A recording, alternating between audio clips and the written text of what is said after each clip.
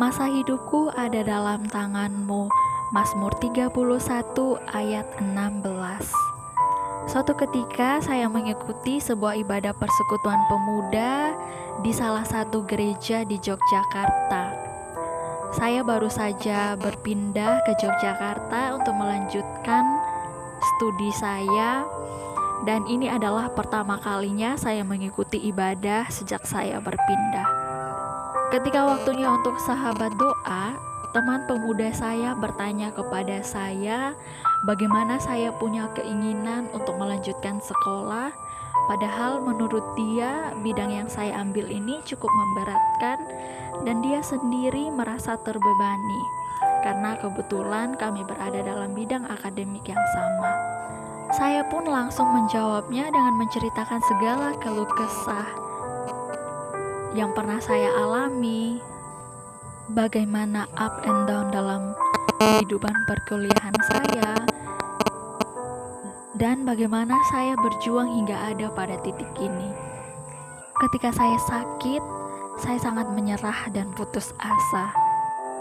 Saya ingin mengakhiri sekolah saya, dan bahkan suatu ketika pernah muncul dalam benak saya bahwa saya sangat menyesal untuk melanjutkan sekolah saya.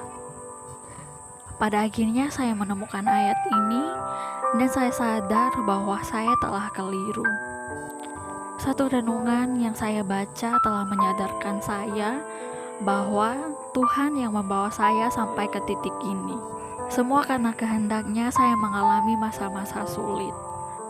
Dia mau mengajari saya bagaimana penyertaan Tuhan yang sempurna dalam hidup saya, hal-hal apa saja yang Dia kehendaki.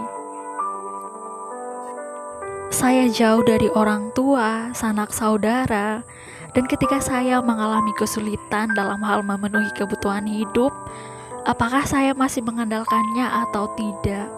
Apakah saya tetap berserah kepadanya atau malah saya semakin jauh darinya?